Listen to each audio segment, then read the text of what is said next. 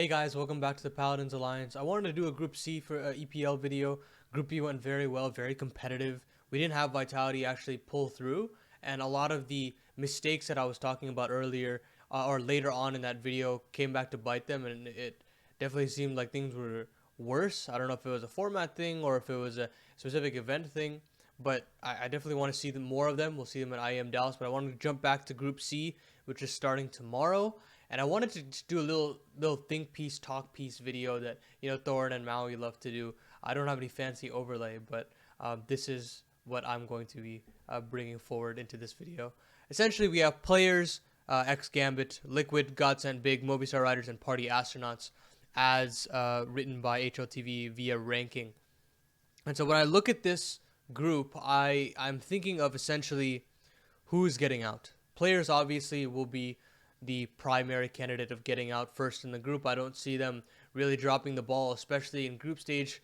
They perform very, very well, and I think this will be their bread and butter. Studio environment, they've shown that they can compete as well. And then when you look at 2 and 3, that's where the line in the sand is drawn, where we don't really know who's going to be crossing that. We have Godsent showing that they have the potential to, but they've had a very slow start to the year. No RMR, meaning no major. You have them struggling at Katowice, couldn't qualify for the main event, even though we expected them to after IEM Winter. So those two big blows to them called a personal question of Phelps being on the lineup, and now you have Henny coming in. So there's a possibility that it could be a slight upgrade now that you have a primary AWP, but as they haven't really had a go of things with Henny on the lineup, and we've seen that he's had a rough go of things himself with his projects. So we really have no idea where to place Godsend in that spectrum. Big also having a lineup change. They really eked through the open qualifiers with Crimbo onto the lineup, and I don't think that they're necessarily gelled yet. I don't know if what their map pool is looking like, because they were slowly starting to actually settle on a map pool that could be relied upon. But as soon as they dropped Keto, now things look a little bit more different, I'd say. And I don't know what the situation is looking like for their map pool, which is cause for concern, because I don't know if they could get out of this group. I think it's pretty safe to say that they could, but there is a slight chance that they might not, right? And then you look at Movistar Riders. They were a pretty good threat during the major last year, but the problem is they've also had a slip up in form. They also aren't qualifying for the RMR. They won't be at the major. They didn't really have any big notable appearances thus far. They were at ESL Challenger, but they had a shock loss to 9Z, which I didn't think was expected, but props to 9Z for really showing up on the day. Having that happen to you this early on in the year is a problem, and I don't think that they'll be able to stack up against the Group C competition here. They have an offset chance. I put them in that big tier of there's a possibility that they get through, but I'm not sure, right? And then finally, Party Astronauts, who is really the outlier here. You can't really get scalps off of teams like Liquid, because usually that's where North American Counter-Strike favors the Liquid boys. Unlike other domestic derbies, Liquid always pretty much feels comfortable in those domestic matchups.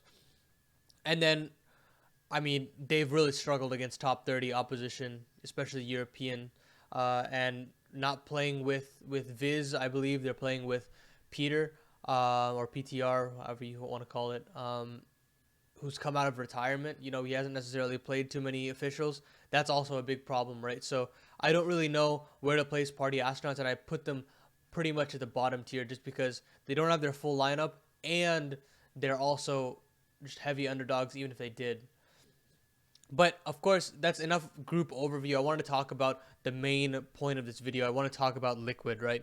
Liquid is a team that really has struggled with their new lineup. They brought in OC, they brought in Shocks, and there's kind of an expectation that this is finally the roster that they were looking for, and they want to finally find results, right? They were kind of limping through with the Fallen and Stewie lineup, but now bringing in OC and Shocks, you should have a stable roster. Oh, and I'm sorry, they also brought in Nitro as well. And so now that you basically have a new core, and you're keeping the long-standing organizational players of Elysian NAF, you're expected to win. And it hasn't necessarily been that way for them thus far, right? When we talk about results, they had their Blast group. They didn't really get through that. But to be fair, they also had a tough group, right? Let's actually talk about what they lost to. They lost to FaZe in a best of one in overtime. They beat Evil Geniuses in overtime. They lost to FaZe in overtime. And then they had a scrappy 2-0 affair against Na'Vi to get eliminated, 16-10, 16-12. So all of these games are really close, and you could kind of chalk it up to both the event format of the BO1s, and you could probably chalk it up to, drawing Na'Vi in the first round of your gauntlet stage is kind of difficult, right? And beyond that, you get directly invited to Katowice. You don't really have any time to warm into the big event. You don't have to play through the play-in. You draw FaZe, the eventual champions of Katowice. You lose 2-1, also a close affair. Then you get eliminated by G2, who were the eventual finalists of the tournament, 2-0. And that wasn't even a close game, right? That's where it felt like G2 were in cruise control, and that's why we considered them to be favorites when they got into the playoffs, right? 16-8, 16-5 showing. And so now you're talking, okay, well, where do we really put Liquid? Do we put them at the bottom of the totem pole? Or do we say, we haven't necessarily seen them play against top 20 opposition. We've seen them more play top 10, top 5 competition. And that doesn't really allow us to gauge anything. Now, they went through the open qualifier. They got through just fine in the first go-around.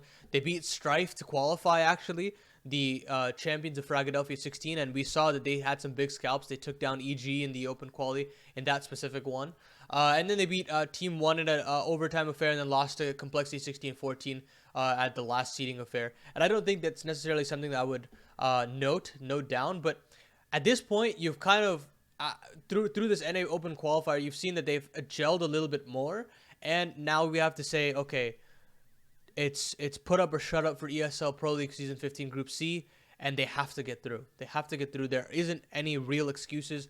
All of these teams are in limbo, and they are the only team that I would safely say that, you have individuals that you can easily rely upon, and they should be able to get through. Now, the thumbnail of this video has Shocks on it and talking about the Shocks deserve criticism.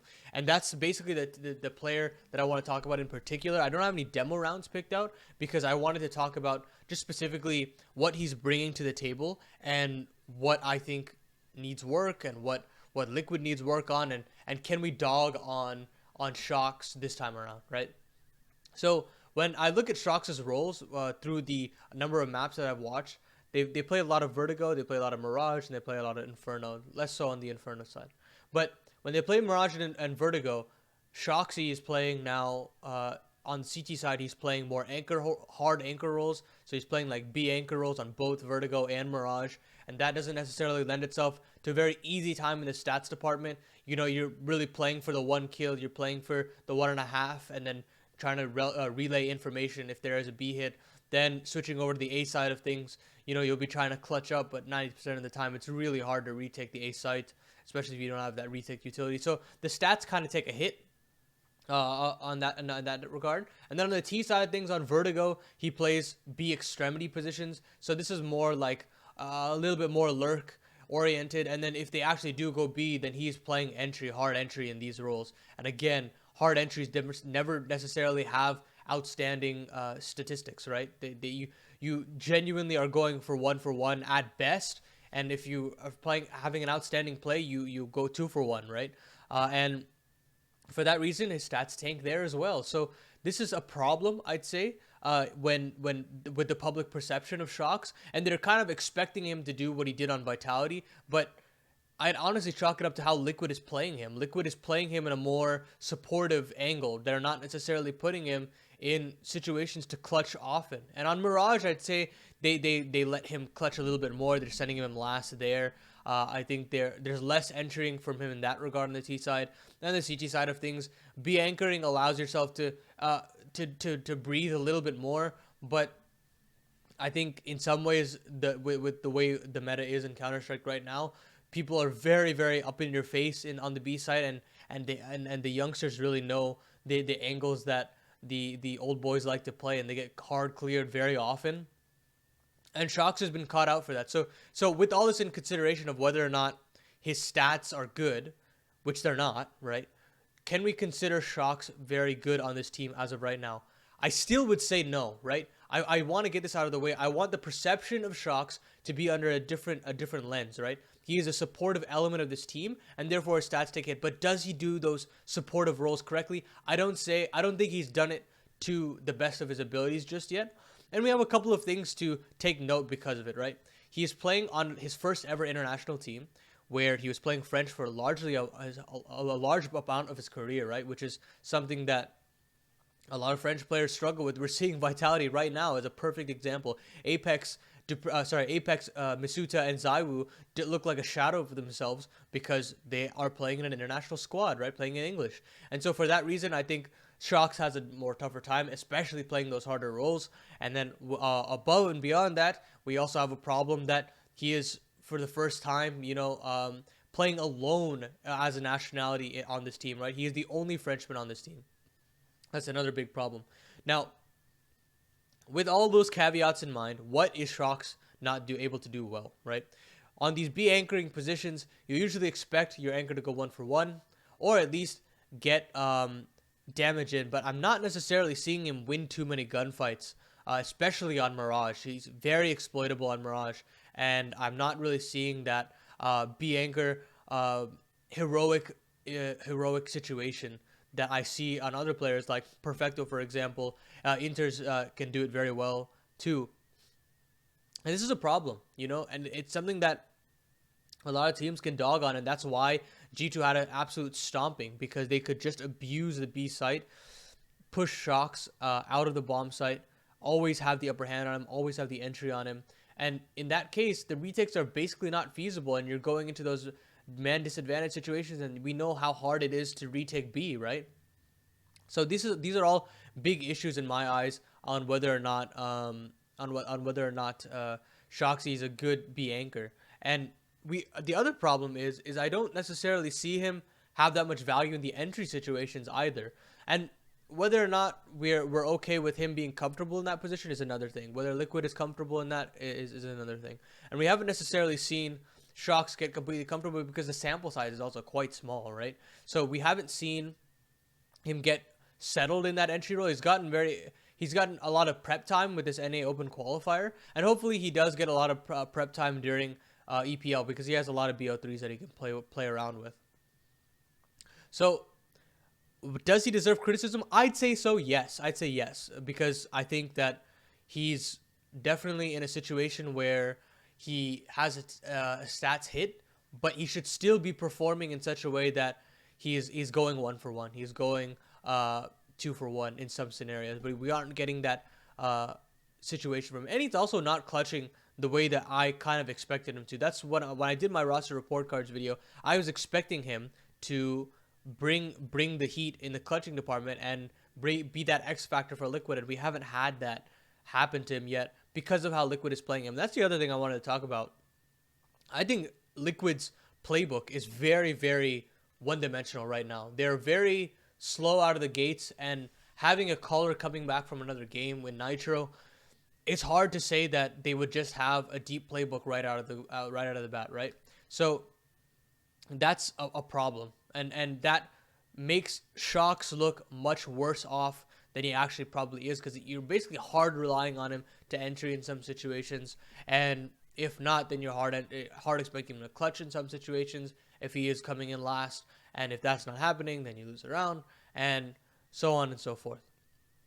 I think there are a lot of problems with Liquid as of right now. They're a very flawed team, even though they have great individuals, and I think tactically speaking, they are just not there at an international level just yet. And perhaps I think they can scrape through in this group because of the caliber of players on this team. I just expect that much from them.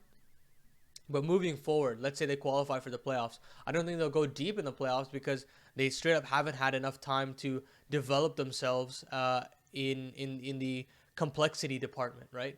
And for that reason, I think we should probably scale back the criticism on Shocks and maybe look at Liquid as a whole and talk about how they are struggling to become a cohesive team just yet. They haven't reached that marker, and for that reason, I think there is still work to be done for Liquid. And I think this group is something that I expect them to get through, but let's reserve our judgments for shocks and open the criticism to a lot of other players. Nitro hasn't necessarily had any kind of great performances thus far.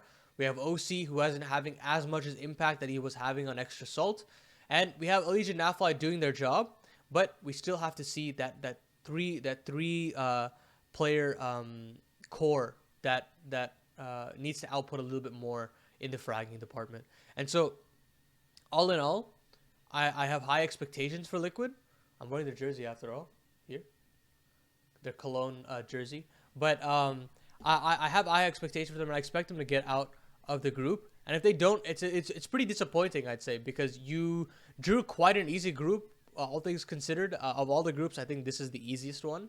And if you can't get out, then we kind of have to go to the drawing board and really discover ourselves once more, because there isn't really many excuses that you can draw here, although it is early on. And RMR is on the horizon, major qualifications on the horizon. If you can't qualify, it's pretty much curtains if they miss the major cycle here. That's all for me. I just wanted to ramble a bit, talk about shocks, because I know a lot of people are dogging on him, and I don't think he is the only problem. I think there are multiple problems on this team, and I hope that they can get it sorted out by EPL. They've had some time to really gel with these NA matches, get some motivation, get some confidence under their belt, and hopefully they can convert that at EPL. If you like the type of video where I just really talk and ramble, please hit the like button, drop a comment as well. I wanted to do more stuff like this. I'll probably have a little bit more editing. My editor, Vake, shout out him, is a little busy right now, and so I just wanted to take the time to do a much more simpler, bare bones video and leave it out on the table in that sense. If you want to support my Patreon, we're going to have a Patreon discussion soon. 2 patrons on board.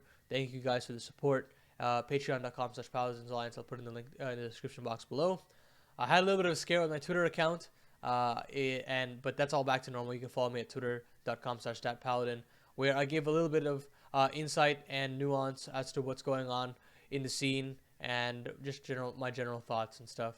Just if you're interested in that, you can definitely hit the follow there, subscribe, like, all that good stuff, and I will see you guys next week for the final preview piece of EPL, and I will talk to you guys later.